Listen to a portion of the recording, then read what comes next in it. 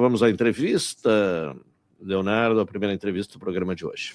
Agora a gente recebe o Cléo Cardoso, do SESC Senat. Bom dia, Cléo. Bom dia, Leonardo. Bom dia, Claudinei. Bom, vamos falar, Cléo, e agradecendo a sua disposição de conversar conosco sobre este anúncio, essa definição tomada pelo Conselho Nacional de Trânsito, CONTRAN, de alterar, né, a forma de obtenção da carteira nacional de habilitação. A principal mudança, naturalmente, é a hipótese das aulas teóricas serem realizadas, não haver a obrigatoriedade das aulas teóricas serem realizadas em autoescola. A sua opinião, de forma geral, assim, para a introdução da nossa conversa, a respeito destas mudanças definidas pelo CONTRAN? Na verdade, a gente teve a aprovação pelo CONTRAN, né, dessas alterações no processo de habilitação, mas ainda carece da publicação no Diário Oficial, né, da União, para que elas possam entrar em vigor, e trazem, né, várias alterações do processo. Atualmente, por exemplo, as aulas teóricas, né, são de 45 horas e ela não exige uma carga horária mínima. Possivelmente será disponibilizado no formato EAD, né, à distância, para que o aluno possa se preparar e realizar a prova, que também tem alteração, né? Hoje a prova teórica, em alguns estados são com 40 questões, em outros com 30. Ele traz uma padronização, né, com 30 questões em todo o país. Vamos trocar o microfone aí, que esse aí está meio, segundo o Alexandre, não está na melhor qualidade. Mas seguindo aí, então... Isso, então ele traz mudanças, né, na prova teórica, onde de 30 questões o aluno passa a ter a aprovação tendo 20 acertos, né? Hoje quantos acertos são? Hoje são 21. Hoje são 21. E aí, para a parte teórica, né, que é a mudança mais significativa, para a parte prática, melhor dizendo, que nós temos a mudança mais significativa. Atualmente, nós temos a previsão, né, de 20 horas de prática, né, de direção, e com a nova mudança, né, assim que é aprovada, a exigência mínima passa a ser de 2 horas. Então, fica a critério do aluno, né, sobre orientação também do seu instrutor, o número de aulas que ele vai acabar realizando. Cabe enfatizar que o processo de avaliação ele não muda, né? Então continua se tendo avaliação pós aulas práticas ali, né? E uma das mudanças também é que se cria a função do instrutor autônomo, onde através de um aplicativo instrutores serão cadastrados, né? E aquele candidato à habilitação terá o direito, então, de escolha ou pela autoescola ou pelo instrutor autônomo, tá? E nessa modalidade de instrutor autônomo, podendo utilizar o veículo próprio ou o veículo do instrutor, né? Trazendo, então, uma diferença significativa no processo. Outro ponto importante, Claudinei, que nós temos de mudança nessa nova resolução, assim que ela for publicada, é que ela passa também ao Senat, né, a possibilidade de trocas de categoria. Tá? Hoje, até então, isso é previsto junto aos CFCs em todo o Brasil, e o Senat será mais uma instituição também a habilitar as categorias profissionais que é o nosso segmento, categorias para caminhão, para ônibus, para carreta, né? Então, é uma das mudanças também previstas, né, nesta norma. Cléo, na tua visão, como profissional que tem especialidade nessa questão viária, qual a tua opinião sobre essa resolução do CONTRAN? Se ela realmente é efetiva, se pode piorar algumas questões, como que tu enxerga ela? Eu acredito que como o processo de avaliação ele segue o mesmo, né? Então, o que se tem de mudança mais significativa realmente é o número de aulas que muda de pessoa para pessoa, né? Nós temos alunos, por exemplo, que com 20 aulas não é suficiente. Ele precisa de uma carga horária maior para que possa ter isso no teste. Como tem ao contrário também, né? Alunos com uma carga horária menor que já estão aptos, né, à realização da prova e à obtenção da carteira. E a previsão, né, do governo federal que com essas alterações a gente tem uma redução em torno de 80% do valor, né, da habilitação. Então hoje nós temos um número expressivo de pessoas infelizmente, que dirigem, né, que conduzem sem habilitação, e essa é uma forma de democratizar, né, esse espaço, esse acesso, né, à habilitação. Pelo SESC Senat, a gente nota, nós temos um projeto que chamamos de Mais Motoristas, que nós financiamos, financiamos a carteira de habilitação para motoristas profissionais, e a procura é bem significativa. Né? Hoje é cara, né? Isso, né? Hoje a primeira... Eu vi um levantamento, agora os dados têm sido divulgados, né? No Rio Grande do Sul, para tirar uma carteira que habilite para moto e automóvel, chega a R$4.900, né? Isso, é nessa faixa de valor, né? Então você imagina para o camarada tirar para caminhão, para carreta, sim, porque ele vai ter que passar por esse processo, aguardar um período, investir novamente, né? Enfim, acaba sendo oneroso. E nós estamos enfrentando já, em algumas localidades, a falta de motoristas, principalmente motoristas profissionais, para caminhões, né, para ônibus, e essa é uma forma, então, de facilitar esse acesso. Eu te comentava que nós temos um projeto que é chamado de Mais Motoristas, onde nós financiamos essa carteira de forma gratuita, né, para o colaborador. O SESC Senat acaba fazendo isso em todo o país. Em Pelotas foram mais de 400 pessoas contempladas, né, para ônibus, carreta, né, caminhão, e é uma forma também de inserção no mercado de trabalho, porque hoje a carteira de habilitação, né, ela também é uma ferramenta para que as pessoas possam, né, buscar, né, essa questão de trabalho também. Às vezes é cobrado como requisito para algumas vagas de emprego, né? Concursos públicos, né, empregos.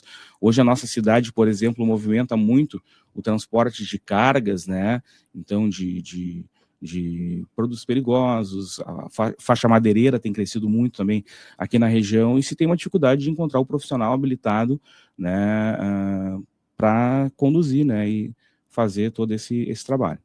O fato de não ter aulas teóricas, qual é o peso da aula teórica? Ou é possível suprir a ausência da obrigatoriedade da aula teórica com esse material que será disponibilizado na internet para as pessoas se informarem, especialmente sobre questão de sinais, coisas assim? Até o período da pandemia, né, as aulas teóricas elas eram presenciais, tá? Então 45 horas, né, no ambiente do CFC, né, da autoescola. Da pandemia para cá, né, foi adotada a questão das aulas remotas, que são aulas pela internet, né? Os instrutores, eles entram ao vivo, em contato com o aluno, tá? Então, houve uma mudança que persiste até hoje em muitos estados brasileiros, em especial no Rio Grande do Sul, isso ainda permanece, tá? E é uma mudança de comportamento que ela vem acontecendo, né, já há bastante tempo, com universidades à distância, né, com cursos de qualificação, e o processo de habilitação, ele não é diferente, né? É uma alteração que ela tem que ser pensada também em todo o Brasil.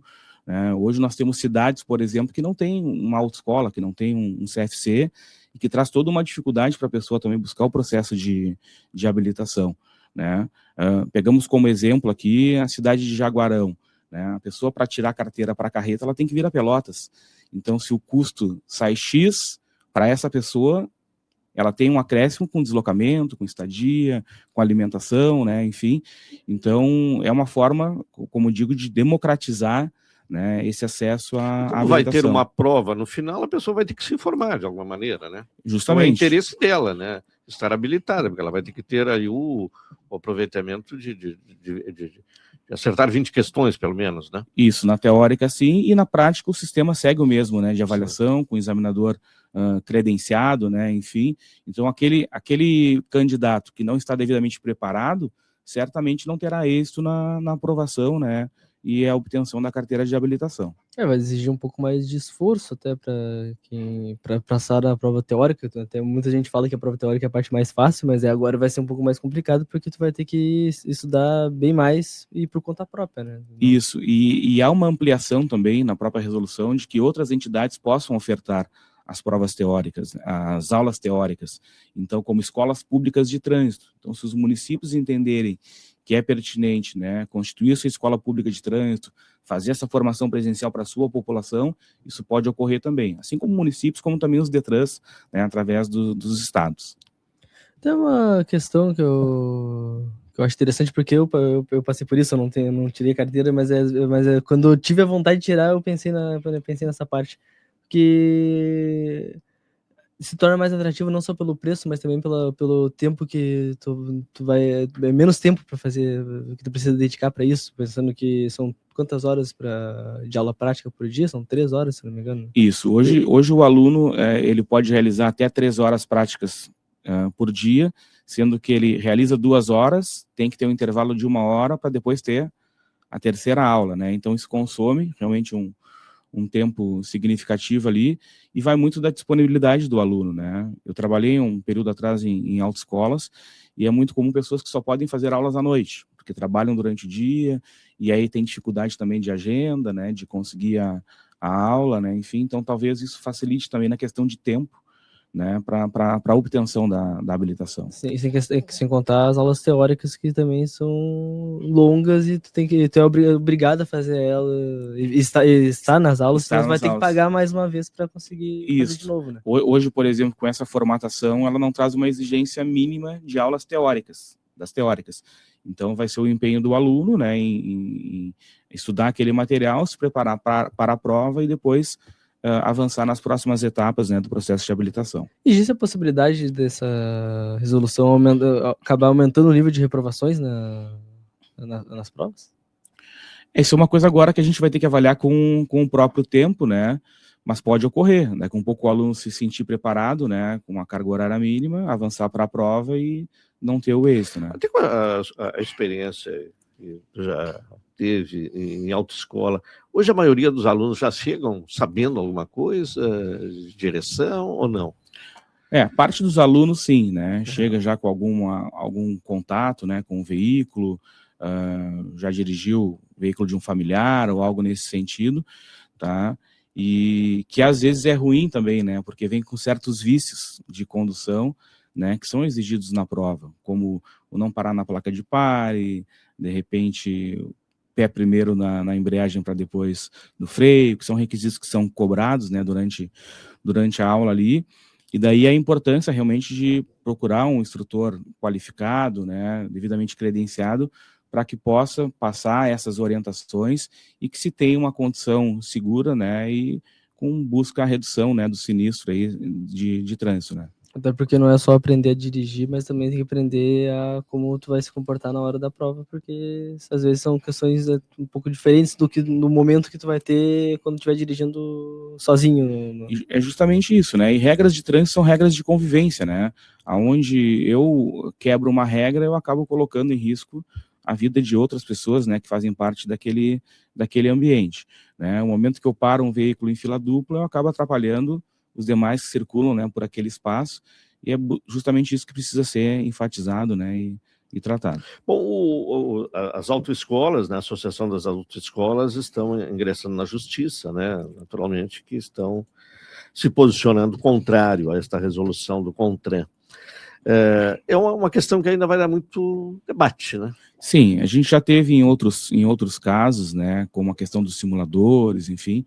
Hoje o simulador, ele é obrigatório? Não é mais obrigatório, tá? Ele é opcional, e se teve, né, alguns casos. Então, como eu enfatizei no início da entrevista, ela ainda não foi publicada, né, no Diário Oficial, a gente pode ter alguns desdobramentos, né, ao longo aí dessa questão. Inclusive o Detran também divulgou uma nota dizendo que não foi notificado, obviamente, porque ainda não houve a divulgação no Diário Oficial da União, e que só vai se manifestar depois a respeito dessas alterações, e ressalta isso, que é uma proposta que ainda, no entender do Detran, está aberta à alteração. Isso é importante destacar, né, porque muitas pessoas perguntam realmente, né, e questionam se já teve as mudanças, se já houve as alterações, e nada aconteceu ainda. Houve aprovação pelo Conselho Nacional de Trânsito, mas carece da publicação no Diário Oficial para que realmente ela tenha os seus efeitos, e né, aí talvez válidos. Um tempo ainda de aplicação. De maturação, né, de toda essa norma, tá? Então, geralmente quando nós temos uma alteração no trânsito... Quer dizer, hoje está valendo ainda as regras anteriores. As regras anteriores, né, os mesmos processos aí. Até uma questão sobre a resolução, que pode escolher, né, além, não tem a questão de poder ter aulas com um instrutor particular, mas pode ter aula com a autoescola, mas não as 20 aulas que seriam obrigatórias, pode Isso. Escolher até 5 aulas com a autoescola, só para... Isso, a escolha vai ser do aluno, né? Ou de utilizar... Ele vai ter a liberdade de escolher. Hoje é uma obrigação, né? Uma obrigatoriedade, um engessamento, né? Isso. Então, hoje ele tem a obrigação de fazer junto ao CFC e, no mínimo, 20 horas. Tá? Vai ser uma escolha dele, ou instrutor autônomo, ou autoescola, com a carga horária mínima de 2 horas. Então, se o aluno entender que com 10, 12 aulas ele está apto a ir à prova... Porque as mudanças elas trazem 2 questões básicas fundamentais, né? Que é o sentido, né? Redução de custos e liberdade, né? Liberdade. Liberdade. E acesso também, né? Sim, à habilitação, né? Claro, na medida em que baixa o custo e dá liberdade de carga horária, democratiza, né? Fica mais acessível. Claro, bem mais acessível. O que muda na formação do motorista profissional? Na formação do motorista profissional, né, nós temos a ampliação de entidades, então, tá, que podem ofertar o treinamento. Hoje ela é restrito também ao Centro de Formação de Condutores, e a própria resolução, então, ela cita o Senat, né, como instituição também. Hoje o Senat atua.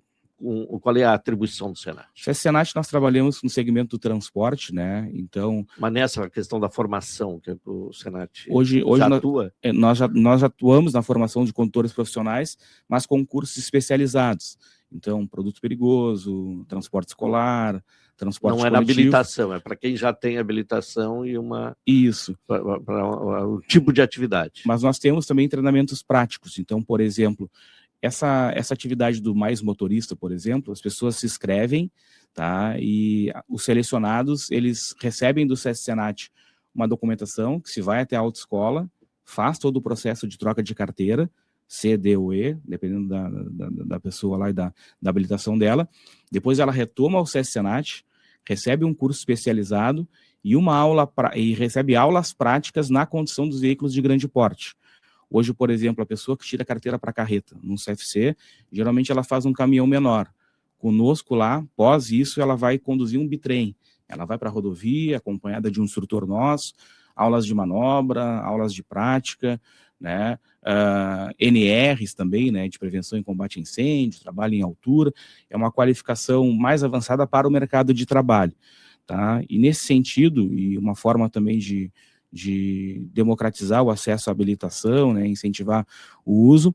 A partir do ano que vem, nós estamos abrindo um edital específico para mulheres, para que mulheres também possam ingressar, né, e ter acesso à questão das categorias profissionais ali, gratuito, né, com custo zero. Então, as pessoas que têm interesse, fiquem atentas, né, às nossas redes sociais, né, o SESC-Senat Rio Grande do Sul, onde nós lançamos, né, essas informações e esses editais para que as pessoas possam buscar, né, e ter acesso à habilitação. Entre 2023 até 2025, mais de 400 pessoas já foram convocadas aqui na região para receber essa troca de carteira gratuita, né, com custo zero. Então, cobradores de ônibus que têm interesse em passar motoristas, né, autônomos, né, enfim, têm nos procurado e passado por essa qualificação, né, mais completa.